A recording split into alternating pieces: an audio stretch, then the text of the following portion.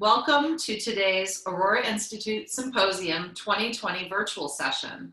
Thank you all so much for joining us today. My name is Susan Patrick. I'm the CEO of Aurora Institute and I'll be moderating today's session. As you may know, we shifted our in-person symposium to a virtual convening in the wake of COVID-19. We'll be hosting the one and only Aurora Institute Virtual Symposium over 3 days on October 26th through 28th. So please save the date. We really want to see you there. Today's webinar is part of the All Fall series of symposium sessions that began in August and will extend through November. This is leading up to and following the main conference. We hope you will join us for our virtual symposium. We have keynotes and dozens of sessions with experts and practitioners leading the way in education transformation, personalized competency-based education, and the latest research trends and innovations focused on equity. Be there. Today's webinar is on an important topic: improving equity in personalized learning through a multi-tiered system of support, MTSS. The session's part of a special research series on building the evidence base for K-12 personalized learning, sponsored by the Lowenstein Foundation. Next slide, please. This session, please use the chat box to introduce yourself, ask questions, comment, and share any resources or insights from your own work. We invite you to share on Twitter using hashtag Aurora2020 and tagging us at Aurora-INST. Be sure to connect with us. This way we can extend the learning beyond the session on social media. Please note today's session will be recorded and archived on the Aurora Institute website. We'll send you a follow-up email within the next few days with the slides and the recording. Next slide. We are grateful to have joining us to present today Dr. Eva Dundas, Chief Learning Officer for Branching Minds. Eva, welcome. Thanks for joining us today. Now I'll turn it over to you. Thanks.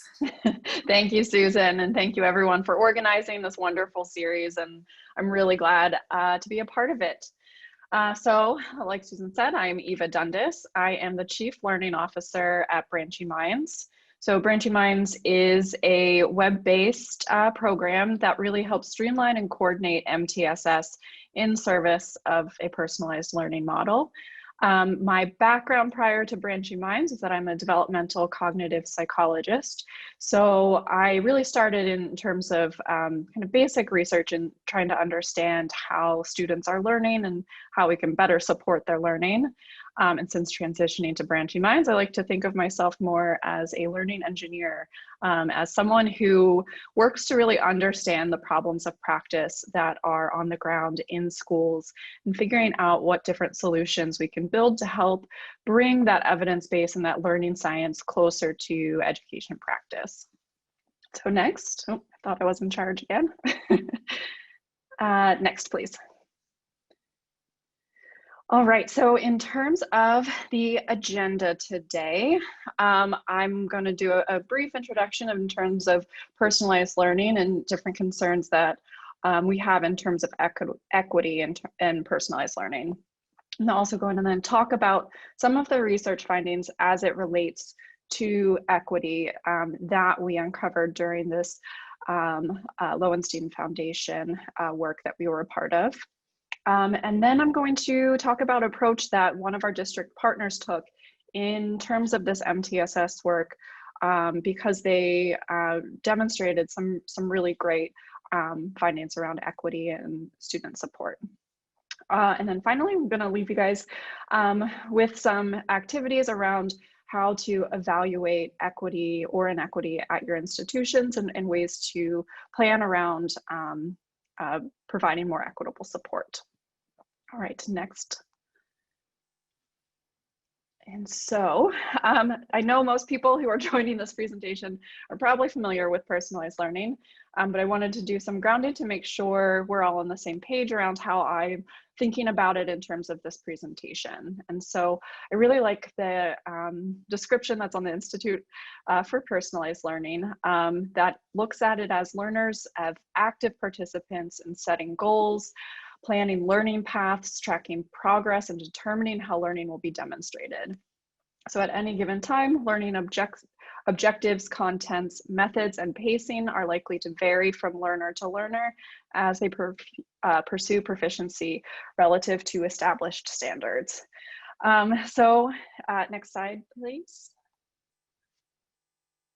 Different components that fit in this personalized learning model and different approaches.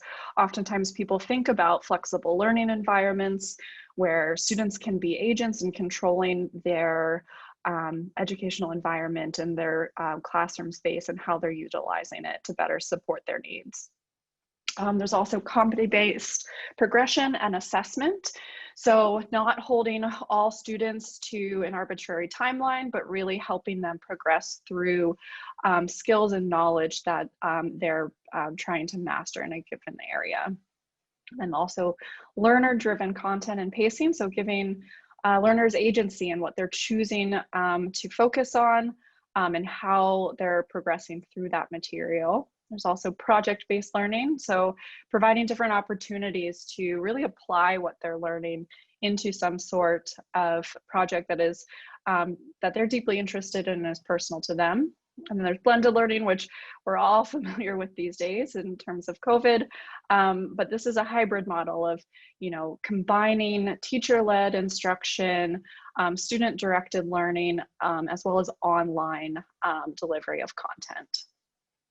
There's also learner profiles, so really making an effort to understand individual learners in terms of their strengths, challenges, interests, passions, and then creating individual learning plans. So setting up those goals that are specific to that student, understanding how, or helping them understand how they're going to get to those goals and what different strategies or activities they can do to help achieve those goals.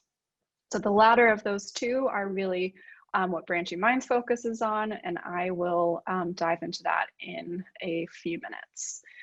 Next. All right, so in terms of evidence for personalized learning, so personalized learning, these components that I talked about are really grounded in strong pedagogical theory. And there's a lot of evidence that these approaches and strategies really can drive strong student achievement. However, there isn't as much quantitative evidence that really is impactful at scale. So there was one study done by RAND that showed over a fairly large sample of students that implementing personalized learning models helped students within those schools rise above national norm averages, which is really promising. And I don't want to say that there's not evidence because it's failed to deliver. It's just really hard to have these large quantitative studies at scale when things are really implemented fully. So next slide,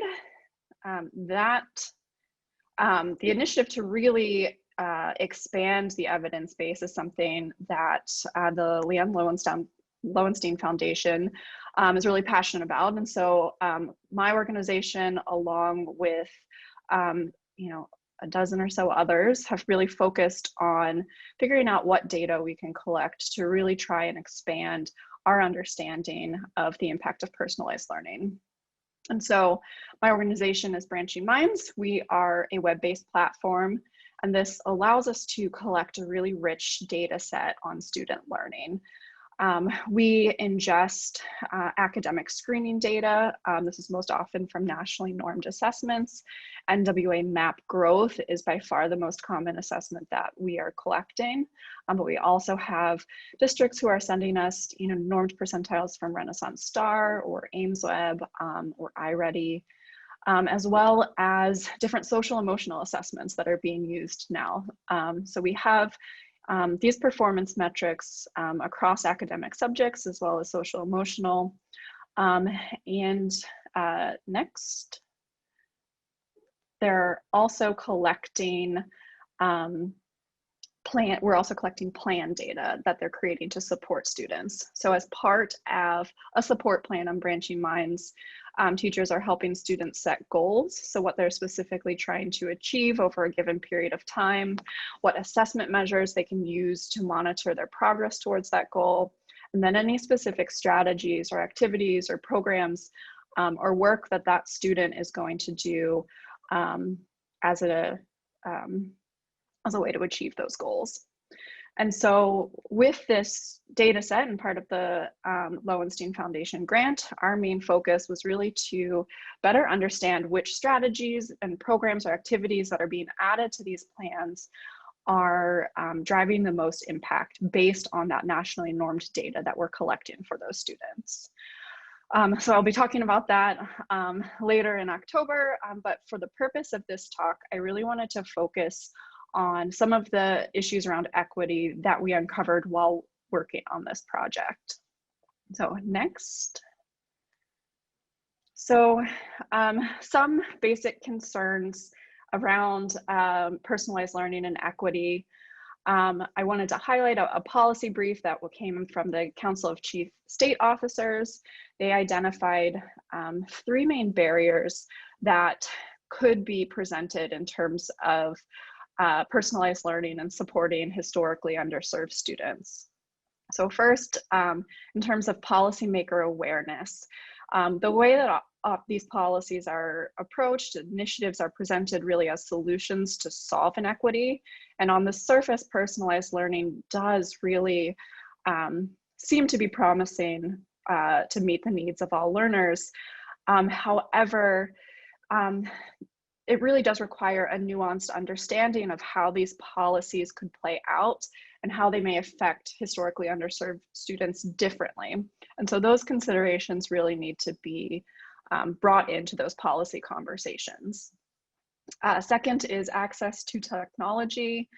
Research has shown that these underserved students have less access to technology and less assistance in learning how to use new technology. For better or worse, COVID has brought this to light and made a lot more people aware of that, and certain districts are working on solutions to help address that. But lastly, in terms of equity and personalized learning, there is plenty of research that minority students, English language learners, and students living in poverty are more likely to be placed in less challenging environments and less challenging and provided less challenging classwork. There's also research that shows that teachers have implicit bias that minority students are perceived as less capable of rigorous work and less likely to engage in self-directed work. So with these biases and perceptions, it's really critical that we acknowledge those and call those out in terms of providing personalized learning, so that we are not setting less ambitious standards or providing minority students with less rigorous work, or they could fall behind and become less engaged. So it is these last points that we wanted to explore in the data set that we were collecting. And so next. So the overall findings of our project, we analyzed only the students that had data from the NWA MAP assessment. That gave us a sample of 300,000 students from 16 districts across 6 different states, and 58,600 of those had learning plans created on the platform. So those students that had a learning plan in place made significant growth over those who didn't in both reading and math. I want to stress that this is not a randomized control trial. So the scientist in me does not want to hang my hat on this. We did control for different student factors, but we had no agency in choosing which students got plans in place. So this is more correlational than causal. So next slide. So we then looked at growth by race. And so when you look at that, you can see that without a plan in place, Caucasian students made significant growth over minority students. So in other words, this would be kind of widening the achievement gap. Next. And with a plan in place, we actually saw equivalent growth across Caucasian and minority students.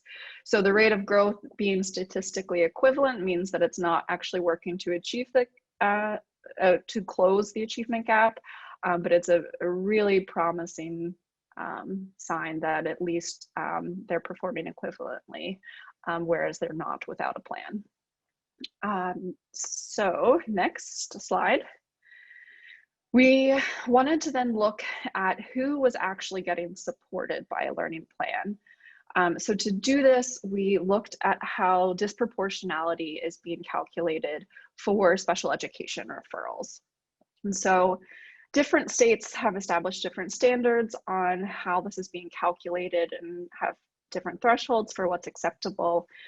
But several states are using what's called a percentage discrepancy model, which looks at each race and the percent that they represent in the special education population. And then they compare it to the percent that that group represents in the population of that school or district. And if you can subtract the two. So if, for example, a particular race represents 20% of the special education population, but only 16% of the school population, that's an over-identification of students by 4%. In other words, that's 1 in 5 students in special education diagnosed with a specific learning disability that statistically probably don't need to be there. And so why is this a big deal? I know 4% doesn't seem that big, but if you're looking at these data and you're accepting them, you're either accepting that the over-identified group is statistically more likely to have a learning disability, or that there's a problem with how we're supporting them and in the identification process. So next slide. Oops, there are animations on this one, so you might need to click once again, thanks. So we wanted to apply this percentage discrepancy to look at if there is disproportionality or discrepancy and who's actually getting supported with a learning plan. So what we did is we looked at the students who had a learning plan in place in our platform. We looked at what percent the racial breakdown of these students were. And then we compared that to the racial breakdown of students who really should have a plan in place. So we defined this because we are an MTSS platform, which I'll get into a bit more later, as the students who need support in an MTSS model. So these are really the lower performing students who are in the general education platform, general education placement. So we compared that percentage, and then when we subtracted those, if you can forward one click, we found that Caucasian students were overrepresented in who was getting support by 4.6%, and African American students were underrepresented by 3.3%. So that means there are struggling African American students in the general education program who aren't receiving support, and there are students who are above that threshold in the Caucasian population who are getting these plans put into place. And if you forward one more slide. And we also saw that 4 of those districts actually had a discrepancy of over 20%. So very concerning. We definitely reached out to all of our districts that were over that 5% threshold to work with them to establish ways in which to get that back down. But one district in particular, so next slide, San Antonio, their discrepancy was below 1%. And so we wanted to really take a deep dive into seeing what they were doing, and how they were handling MTSS differently, that really helped to drive that equity in who was getting supported. And so they've done some really great work around equity over the past several years. And so one of the first things that they did was they took a really equity focused staffing model. So they looked at the demographics of their schools and were making sure that they were staffing in ways that were reflective of their student population. They also looked at teachers or principals who had a lot of great success in schools that looked like theirs. And so they recruited really broadly from really highly successful teachers, and did a massive recruitment strategy to get them into San Antonio. They also take a non-colorblind approach, meaning that they acknowledge implicit bias and they understand that there are factors that students are playing into students' lives, and that not all students are having the same experience inside or outside of the classroom. They also worked on extensive family and community outreach. So they made a commitment to really engaging, family or guardians of every single student that they have in their building, and making sure that they are aware of the education path and plan that's in place for their students. And then lastly, they had a major commitment to achieving high fidelity, data-driven, multi-tiered systems of support, so MTSS. If you can go to the next slide. Because our work with them is around MTSS, I wanted to focus on the work they've done there and how that has contributed to success in equity. So what is MTSS? Well, it is a system-wide approach to providing instruction and intervention at varying levels of intensity based on individual student needs. So it is a layered 3-tier model of support. Oftentimes people see MTSS and think of the pyramid and of it a hierarchy of support. But really, it's layered, meaning that all students are receiving a strong, differentiated core instruction. So everyone is getting that, first level of support. And then some students may need additional strategic support on top of that. And then some students may really be struggling and they need more personalized, intensive intervention. And so the idea with MTSS is that this is a cyclical process where a student is not a tier 3 student. At any given point, they may need tier 3 level support. Hopefully the support that's provided can then help them move back into a less intense tier level of support. MTSS is also a holistic approach, meaning that it supports academics, behavior, and social emotional needs, and really aims to look at all of these really in the same lens. So you're not siloing off these different aspects of the students' needs.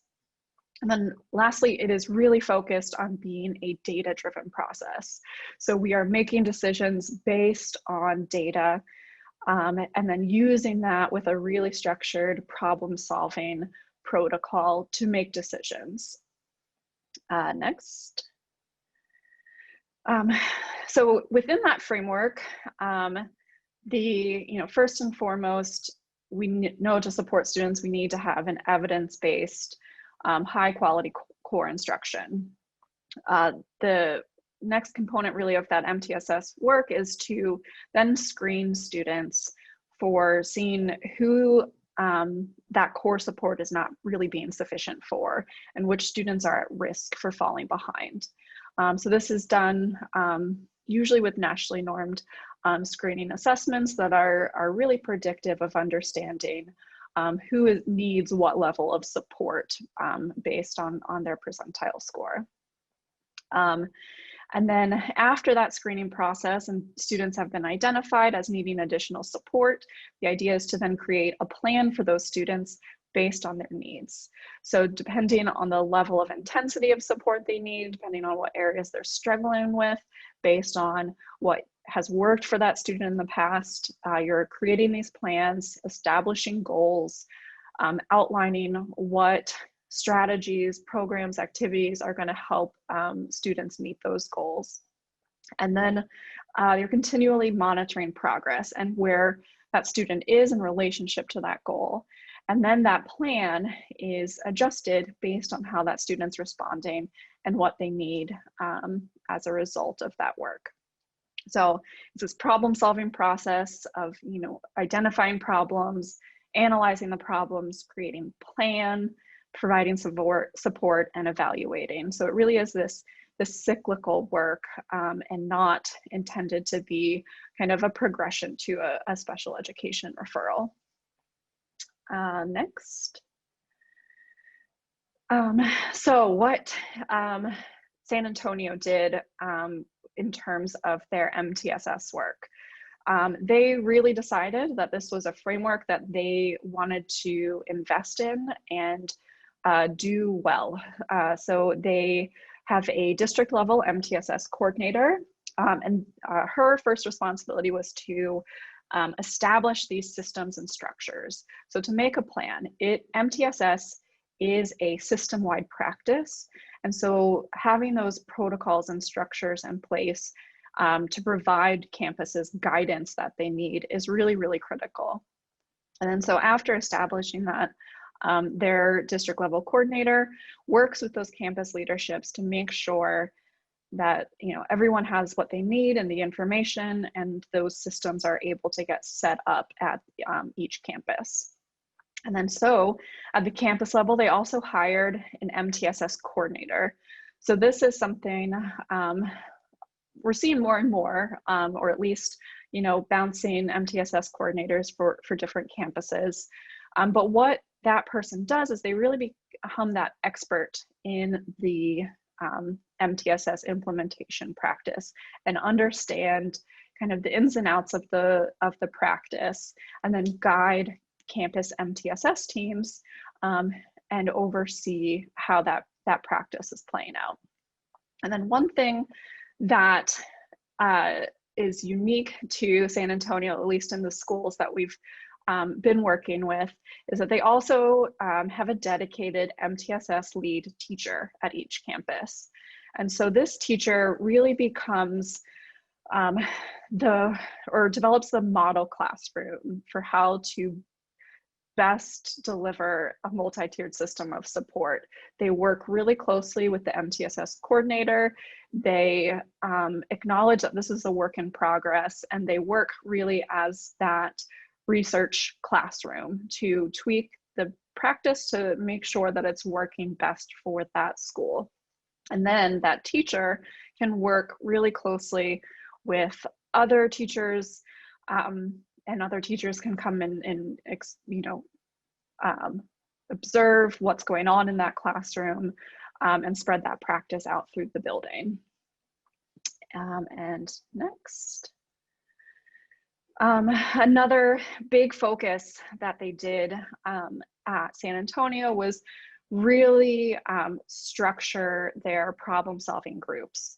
So like I said, MTSS is a problem-solving framework, and so they put a lot of emphasis in training their teachers and how to have those problem-solving conversations. So the campus MTSS coordinator works with both MTSS teacher teams who are engaging in that problem-solving practice during grade level meetings.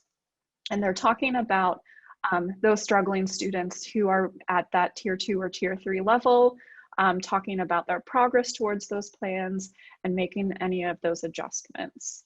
The campus coordinator then also works with a MTSS campus team, and these are the specialists in the building who are really working with those more intensive tier 3 students who need a little bit more support. And so Really, the focus of what they've done here is make sure that every single educator in a building is part of a different team and is familiar with how this MTSS framework plays out and how to engage in that problem-solving practice. Next. So in addition to a lot of that really awesome infrastructure work that they've done, we wanted to look at their practice and examine specifically kind of what steps they have in place and how they're determining which students get support. So in the MTSS model, that's really coming at that screening level and the support plan creation process. So we took a look into what's going on there. So if you go to the next slide. Best practices in screening.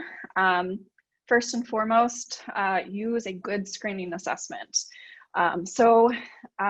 What makes a good screening assessment is that it's valid and reliable. So it is consistently measuring what you think it's supposed to be measuring. It's also sensitive and specific, which means it's essentially identifying the right students. So it's not over-identifying and it's not under-identifying. It's trying to get as close to identifying who those students are, who really are at risk. And then also that it's been evaluated for bias. So this is, validity testing that can be done on different groups of students to make sure that it's not over-identifying or under-identifying any particular group of students. So this is something that, if you're using a screening assessment, you can reach out to them, ask if they've done that. There's a really great website called the Center for Intensive Intervention. It has a chart with all of these screening assessments and has gathered all of the information around the validity testing and the sensitivity, specificity, and whether or not that bias work has been conducted. So I definitely recommend looking into that. NWA MAP meets all of these criteria. This is also in the data set that we looked at, they were all using that assessment. So using a good assessment is not enough to help prevent that bias of support that we saw. But the next step is using consistent predetermined cut scores. So what this means is you're giving your screening assessment and you should have established in advance what threshold determines risk for a student. So the assessments oftentimes make recommendations based on percentile or different levels of what level of risk a student falls into. We do see schools who are adjusting those thresholds, but really in a good practice, you want to be making sure that you are using cut scores that really are reflective of the student's level of need and not the school's capacity to support them. And so doing that initial tiering process based off of these cut scores is best practice, and it was in place, I would say, in the majority of the schools that we're still seeing bias of support. So having those cut scores, great step, but also not sufficient in helping to remove that bias. So where things seem to be getting derailed is verifying the need for a learning plan with additional data. So this is recommended as a best practice steps in screening, is that once you've done your screening assessment, you want to make sure that that's consistent with other things that you're seeing for that student. And so if you can go to the next slide, showing what's actually considered additional data. So we have look at some schools and they're using a follow-up diagnostic or a curriculum-based measurement. So to see if there's other assessment data that is consistent with that student falling behind. You can also look at recent benchmark or competency-based assessments to see if that student is on track and where they are relative to their peers. You can also look at previous performance on those screening assessments. So historically, how has that student been performing? Or based on your state assessments. You can also look at grades. So how is that student performing in terms of their coursework? You can then also look at general classroom performance. So how are they doing with their homework assignments? How are they doing on their exams? And then last, and unfortunately, we often find that this additional data is really coming down to a teacher just judgment call based on their idea of all of the performance on those other measures. And so even if you are using those more objective measures and you are devising very specific criteria, it's important to acknowledge that, you know, at the end of the day, we are making a judgment call as to what is considered acceptable additional data or additional or previous performance and what student needs support based on that additional data. So it becomes really critical to probe our own decision-making process. So really understanding what we are using to determine that student does need support or doesn't need support. And so if you go to the next slide. We have some guiding questions in terms of verifying if a student does need additional support. So first, kind of asking, how objective are my additional data? So are you looking at nationally normed assessment data? Are you looking at grades? So if you're looking at grades, how are you making those decisions? If you have a student who has straight Bs, but is in kind of remedial classes, do you think that's sufficient, or does that student need support? What decision would you make if that student was receiving Ds or Cs in a more challenging course? These are questions really just to take a deeper dive into how you are deciding if the student is struggling or not. And then also, if you're basing this off of classroom performance, what specifically are you looking at? What classroom performance? And what are you really comparing that to? The second question is, how are you holding yourself to the same standard as all other students? So what if you have two students who both score in the 20th percentile in math, and they both currently have a C grade in their math course? One student has consistently received Cs, but the other one has just dropped to a C from an A. So how do you respond in that situation?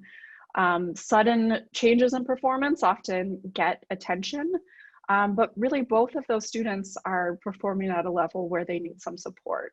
So question yourself is, would you make this decision based on, you know, how the student is performing relative to their peers? And then what other factors are influencing judgment? So oftentimes we see a lot of situations where a student is underperforming, but they have you know, external life circumstances like homelessness or an incarcerated parent. And, you know, we need to ask ourselves, are we looking at those factors and accepting lower performance because of those factors? Or should we be supporting that student and making an academic plan that also addresses those factors or those additional stressors, or maybe social emotional support that that student may need? Next. So what that process looks like at San Antonio, or what they've established, is that they're using the NWA MAP assessment 3 times a year. They've established those cut scores, and they're set at the district level. And then prior screening data, state assessments, and grades are what is considered acceptable to verify that student's performance. And so they've really set kind of a high standard of, these are specifically the things that we're going to look at when we're deciding if the student needs additional support. And then those decisions are really made as a team. So as a problem-solving team, they've been focused on really trying to use the data and be as objective as possible as to whether or not a student needs support and what specifically that support should be. And lastly, they have a policy that external factors are not exclusionary, but should be addressed as part of the plan. So if a student's struggling academically and there are social emotional needs, that just needs to be incorporated into the plan and not exclude the student from having an academic plan. All right, next. So we were hoping to do a quick breakout room session. I will let Natalie tell me how long we think that we should be, given that it is 2:40. I was thinking maybe just 5-10 minutes would be sufficient. I only have a few more things to wrap up. Yeah, it's usually helpful to do around 6 minutes on the breakout, Eva. So why don't we do that? Given the time, we can set Perfect. a timer for 6 minutes, and I know we've got a range of folks. So thanks. Yeah, great. Awesome. So we're going to be splitting you up into breakout sessions. So take a moment, introduce yourselves. And there are 3 questions that I wanted you guys to be thinking about and discussing that you can come report back to the larger group or share out. So one is, what criteria are you currently using to determine which students need support? And what guiding questions do you think you should be asking to probe or improve your own decision-making process? And then how would you plan on evaluating or monitoring the equity of your implementation of these plans? So to refresh you, the calculation that we did was based on that percentage discrepancy, where you look at the percent, the proportion that a particular group represents and who is receiving a plan, and what proportion they represent and who needs a plan, and then doing that subtraction. But there are other methods and ways to be looking at this and other data. So if other people have suggestions or ideas, that would be awesome to discuss as well. All right, and so I think Elliot is gonna kick you off into your rooms. Yep, here we go. Type the questions into the chat also. Oh, great, yeah. Okay, we're about to go into breakout rooms right now.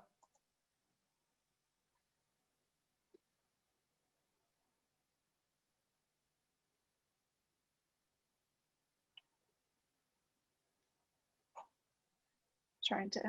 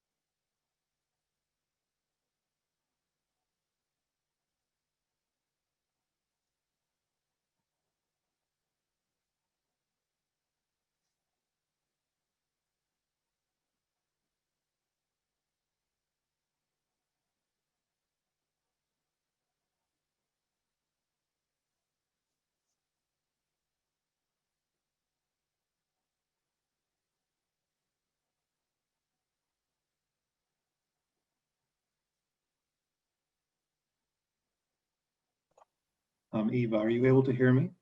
Oh, I am.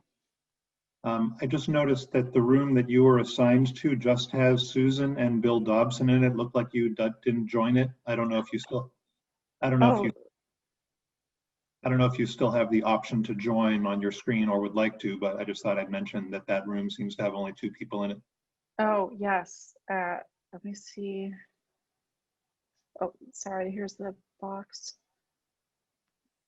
Sorry, I didn't know that it was sending us to rooms.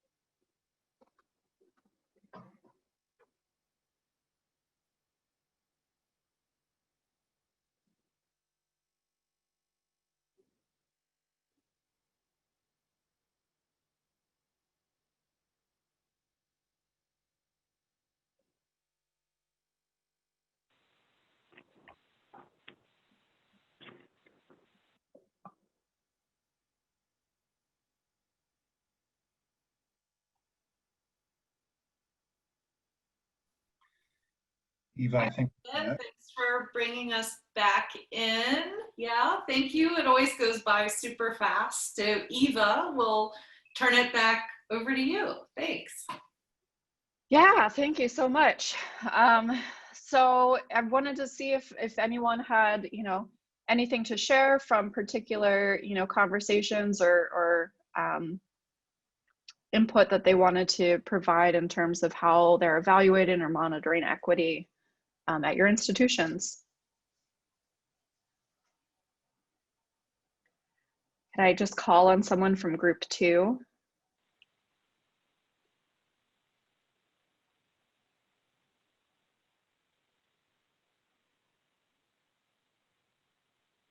It's a shy group today. If you don't have access to your microphone, feel free to type in the chat. And There we go. Yeah, thanks. Go ahead. There. I just had to figure out which device I had to unmute. In group 2, what we spent, like you said, the 6 minutes always goes by so fast. So what we got to is no matter what the criteria is, we talked a lot about that climate and culture, that if your system's not ready for that climate and culture, for that change, it really does either, if they're not ready, it stagnates the process, and if they are ready, it really does help the process. So you really need to kind of ground this work in that climate and culture and be ready for that, have people that are going to be change agents to help promote that. Mm-hmm. and Michigan and Texas, so we both have one town in common called Midland, but we found that that was common with both of the programs that we were familiar with. Awesome. Anything to share from group 3? I know we're quick on time, but if you guys wanted to jump in and share anything. Eva, we had 2 groups total. Just Oh, 2 groups. Oh, okay. All right. Then that last point actually in terms about readiness and climate and culture feeds into the next slide if you want to move forward.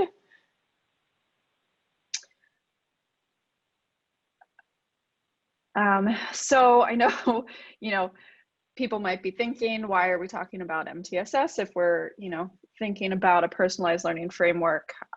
And our thinking is that developing this MTSS infrastructure or framework really does help prepare to build these systems and structures so that personalized learning can actually be achievable in that efficient, effective, and importantly, equitable way. So really making sure that there are protocols in place, that there is an understanding of what's expected, and then how that is actualized on the ground is something that becomes really important in terms of making this high fidelity MTSS system work, and then expanding that to support students kind of beyond that traditional MTSS framework. And so if you move to the next slide, there is some evidence that our districts are really able to do that and move beyond supporting just those struggling students and do it in an equitable way. So we have a few districts I wanted to point out. So Waco has created plans for 88% of their students. And there are some schools that are really at 100%. Burbank in Illinois is at 69, Buckeye in Ohio is at 74, and San Antonio is at 52. And so all of these districts do have home campuses that are supporting really all of their students with a plan. And they did it by being able to create these MTSS structures that allowed them to do it in a systematic way that was easier for their teachers. All right, and so next slide, I just wanted to say thank you to the Leon Lowenstein Foundation, the team at Branching Minds, and then also Don Culpa and Tori Austin, who lead the MTSS work at San Antonio. And then I'm gonna open it up for questions.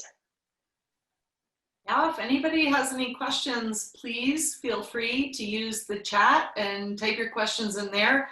I haven't seen any questions so far, Eva, so please feel free to add some.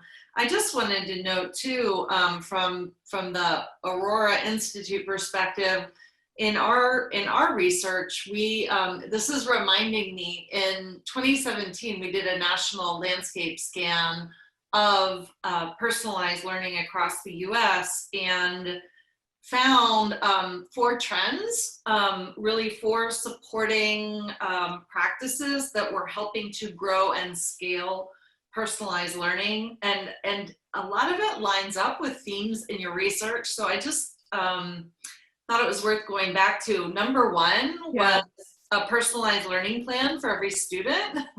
Number 2 was having integrated student support services. Number 3 was learner agency and the use of learning progressions. And then number 4 was having professional learning communities coming together to learn about the work. And it was just really resonating with me. I see Elliot's got a question here. Are there any new challenges that arise when using only objective data and trying to eliminate the more subjective judgments? New challenges in what way? Can you expand on that? Jump on in, Elliot. I'm just going to unmute and say, teachers may have insights that are relevant to a student's plan or the need for a plan. At the same time, of course, your point is very clear that there's some concern that subjectivity brings in racial bias?